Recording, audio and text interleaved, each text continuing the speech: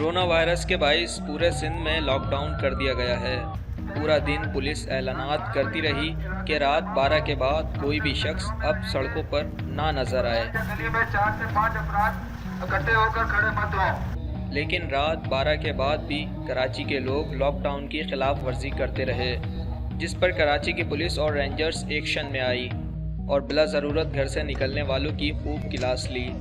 कई सामने आई फुटेजेस में देखा जा सकता है कि किस तरह पुलिस और रेंजर्स ने ढिठाई पर उतरी आवाम की तबीयत हरी की।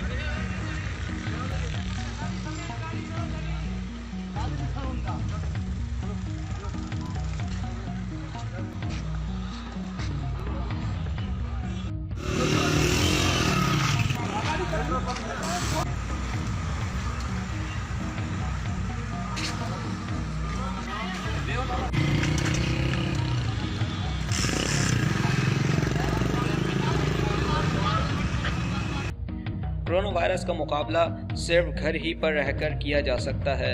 जिन ममालिक में मुकम्मल लॉकडाउन है वहां अब हालात बेहतर हो रहे हैं। सबसे पहले चीन और अब इटली और ईरान में भी बहुत कम केसेस रिपोर्ट किए गए हैं। पाकिस्तान में भी इससे बचने के लिए आवाम को हुकूमती अहकामात पर सख्ती से अमल करके बिला ज़रूरत घर से बाहर नहीं निकलना चाहिए। ऐसा करके ही हम कोरोना वायरस का मुकाबला कर सकते हैं।